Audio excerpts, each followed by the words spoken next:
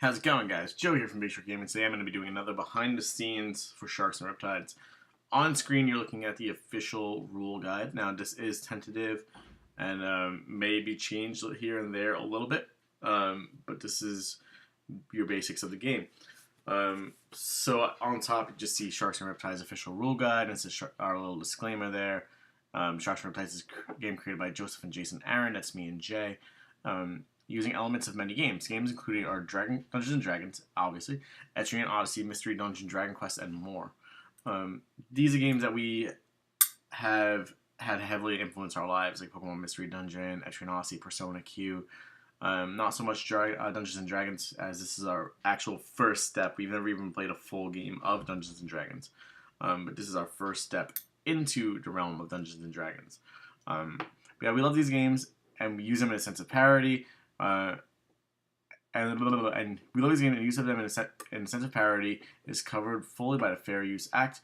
We strive to there's some stuff that needs to be fixed here, huh? My proofreader didn't proofread too well. We strive to make a fun and hilarious game for us and our fans, and we hope you thoroughly enjoy this unique gaming experience. All maps, monsters, and game components were created by Big Shark Gaming, and we mean that. I'm just gonna fix that while I have it up. Might as well, right, guys? Yeah, just enjoy this little casual behind the scenes. That's what it should be, anyway. Yeah, we mean that. Everything that we've been working on has been made by us, with the exception of our theme song, which was made by Jesse Keaton, who just did a great job and is working on more music for us. And yeah, it's pretty cool. Okay, so standard rules. The game will be made up of 10 floors, which, again, me and Zay have created, starting from the first and making your way up to the 10th and final floor. Guarding every staircase will be a boss. Every floor will be made up of a treasure chest, predetermined map enemies, random roll spaces, and boss space and staircases. Enemies that are predetermined, as well as the floor boss, will be decided at the start of each floor and will be decided from the list of monsters, aka the bestiary. Also, to provide a fuller experience, at the end of every third turn, each player will have a random enemy encounter.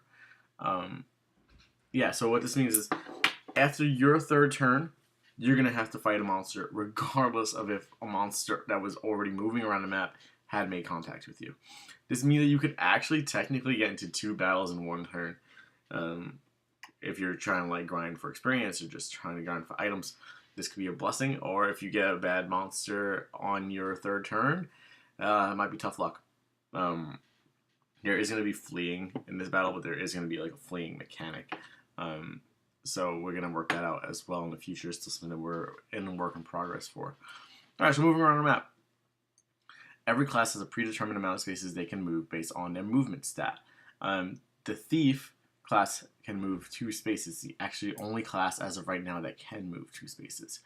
There are also items that can be found in a dungeon that increase and decrease your movement stat temporarily or even permanently. Most enemies can only move 1 space. However, some can move 2 or even more spaces. While some are completely immobile. We'll get into the beast later on, so be ready for that. It's pretty big, like, compendium of monsters. Actually, I think there's 57 made right now, and we're still working on 1 more. Actually, that's not even including other elements of the game as well, but I'm not going to spoil that just yet. So where was I? Okay. On each unique floor, players will find crossed-off segments. These areas are waterfront spaces and cannot be traveled upon normally. However, there may be a way for them to traverse these areas if you're lucky enough. That's a little foresight into something that you can acquire in the game. So just keep that in mind. Players may also choose to move together, in a unit, or separately. There are perks to each. Separately, a player may be able to cover more ground and unlock treasure. When moving in a group, players receive a stat boost. While 2 players are on the same square, stats are multiplied by 1.2, and while 3 players are on the same square, stats are multiplied by 1.5. Alright, so the map key. Each map has its own key. While most are generic, there are also unique features of each map. Some maps have an R space. These are random happening spaces, and where you roll a suggested die, usually 6 or 20. And the roll outcome determines the outcome of the event. Some maps have an H space, which is used to teleport from one H space to another H space. These squares are also listed with a number on the lower right hand side, and this number determines where you teleport from each H square. So in an example of say like H1, there'll be two H1 spaces on the map. If you hit H1, you're going to teleport to the other H1 space. It's pretty simple. Every map may have its own element that may hinder players on their journey through the floor. For example, a floor might have a fire element, which may make it a tad warmer than other floors, and because of this, players may lose a turn due to heat exhaustion. Check the rules of each map upon entrance of the map. So yeah, we wanted to make it like each map has its own perks and each map has its own hindrances. There's like puzzle maps, there's also like heat element maps, there's maps that have like a huge wind gust every few turns. That also has like anchor spaces, but again, I don't want to spoil too much that we're working on. So next we have battling. And there are 5 different ways a battle may occur in this game. When an enemy marked on the board moves into the same space, or vice versa as a player. So in other words, there's going to be a space on the board marked E. That's going to be an enemy space. That enemy is actually going to move after all 3 players have moved. And with that, if you guys land on the same space, that enemy encounter will start. Number 2 is every third turn, each player will engage their own separate battle. These battles are not affected by the same square player stat boost. So say me and Kelly are on the same space, and it's our third turn. These are separate battles. Like, I'm not involved in her battle, she's not involved in my battle, so therefore there's no same square battle boost. This makes it a lot harder. It also makes it a lot more beneficial if you win, because you're facing a higher tier enemy. You may actually have more EXP than your partners, which could help them greatly because you could help take on monsters that they can't take on. It also makes like a sense of like inequality, I guess, is the best way of saying it. Like, we're not all going to be the same forever. Number 3 is when a player enters a boss square, a boss marked space on the board. Unlike enemy marked spaces, boss encounters will also include any player in an adjacent space. So what it says is if I'm on, say, square A4 and Kelly's on a space A3, and Jay's on a space B4, and the boss is on A5, if I encounter that boss, they'll all be in that fight with me. So it's a matter of like strategically moving with your partners in order to get into this boss fight, because having all 3 people to fight this boss is going to make it a lot easier, especially when you have that stat multiplier. And number 4, when opening a treasure chest and finding a nasty surprise. Number 5 is when deciding to duel another player. Duels can only take place when 2 players are sharing space, and duels require an ante by both players. Essentially, each player has to put up one item of theirs as an ante, and that item is switched back and forth to the winner.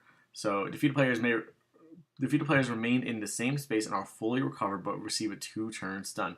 Items received via winning a duel cannot be traded back to its original owner. So why is dueling even going to be in this game? Well, think about it this way. Say Jay is on his last legs and Kelly has full health. And we're about to fight a boss. Jay and Kelly can duel, have Jay completely healed after losing, receive a 2-turn stun, and then kind of like be fully healed for that boss fight after 2 turns. However, to make this impossible to abuse, there has to be an ante, which means that Kelly and Jay have to put up an item, which means if they want to do that, Jay's going to lose an item permanently. Now, it could be something as little as like a metal shard, but it may also be something like a piece of armor. It's really tricky, and I'm not entirely sure. I haven't decided yet if I want antes to be decided by the opponent, like say Kelly chooses Jay's ante and Jay chooses Kelly's ante, or if they decide themselves. Kind of going on them deciding it themselves this way is not really like hostile, but it might be funnier to add the hostility. It also makes making duels a little bit less able to abuse. So dice rolling. Dice rolling occurs when a predetermined enemies and bosses on the floor, as well as many other situations. So at the beginning of the map, you roll, and that's how you decide your enemies and your bosses. The die uses pre-announced, selected from 6, 8, 10, or 20, mostly 6 and 20 sided die. Dice will also be used to decide stats, treasure chest outcomes, healing item potency, third turn enemies, and roll square events. So dying in the game. Dying in this game results in real life death. Just kidding. I'm not going to kill Jay if he dies in the game. I'm not making any promises for Kelly though. Just kidding, just kidding, just kidding. Alright, so dying in the game results in a player inflicted by a dead status. There are a few ways to recover from this status. These ways include healing items, healing skills, or spells, and also from returning to any floor. Leaving a floor results in any dead players being revived with 50% max health. Dead players cannot move on their own and must be carried by another player. And while carrying a dead player, players cannot engage in opening treasure chests. And while carrying a dead player, encountering an enemy to carry your stats. While carrying a dead player and encountering an enemy, carry your stats in the battle are half of their original. So say I'm carrying Kelly because she died, and I encounter an enemy. All of my stats, HP, MP, attack, defense, resistance, wisdom, everything is half of the original while I'm carrying her. It's kind of like a way of like balancing that whole, hey, I'm going to run to the next floor and heal up and come back. So it's going to be kind of funny. Because you could also throw bodies, but I haven't added that implement yet. I will soon, don't worry. So winning the game. Winning the game requires all players from defeating the game's final boss. Found on the 10th floor. Upon its defeat, the game is over, and congratulations, players, you've won. Well, that's it. That's all the rules for Sharks N Riptides. Obviously, this is just a very rough copy, and there are some things that we still need to iron out, and we will soon. Yeah, thank you guys for watching. Make sure you like and subscribe, and I'll see you guys in a little bit. Bye, everybody.